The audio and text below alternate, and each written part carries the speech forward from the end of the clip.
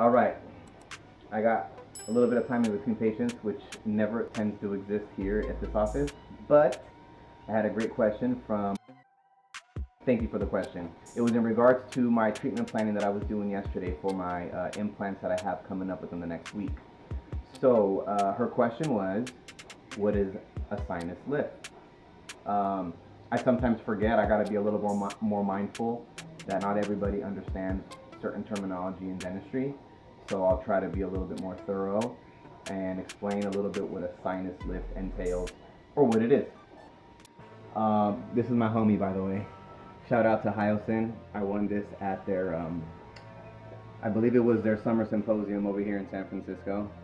But my man here, he comes in the clutch every time I need to give a patient's explanation as to what they need.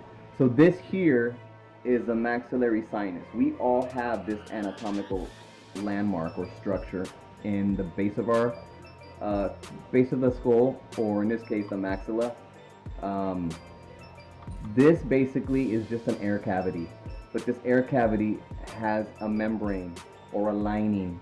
Again, I usually reference this to like an egg. An egg has a hard shell, and right under the shell there's a little tiny membrane. Imagine that being the sinus membrane. So a lot of times if a patient's missing teeth for many years, or for, maybe cavities or a trauma, the tooth got pulled, now this bone is probably receded to about right here. Once that bone recedes, I only have maybe, let's say, I'm just going to throw a number, 4 to 5 millimeters worth of bone height for me to place an implant. Ideally, you want more bone structure for support so the implant can hold. And in this particular zone, more so, because this is what we bite with, this is what we chew with. So all the masticatory force is on these teeth primarily. So you want good stability. So if I don't have enough bone, that's where I indicate the sinus lift. And in this case, I carefully perforate. I come in through here with the drill, and then I'll get up to about the base of that cavity, and then with some very small instruments, I start working my way inside, elevating that membrane. When I elevate the membrane, I start packing it with bone. I put bone graft in there, and I start lifting that membrane. And let's say I had 4 or 5 millimeters here worth of bone. I can probably get maybe 5 or 6 millimeters with the bone. So let's turn over to this side. This here is what a sinus lift would look like. So in this case, you come in. I'll actually try to see if maybe I can get some light up in there. There you go. So I'm using my loops here.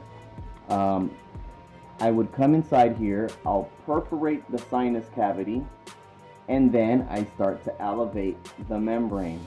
Okay, as I elevate the this is like basically me doing a surgery right now. It's exactly what it looks like on camera.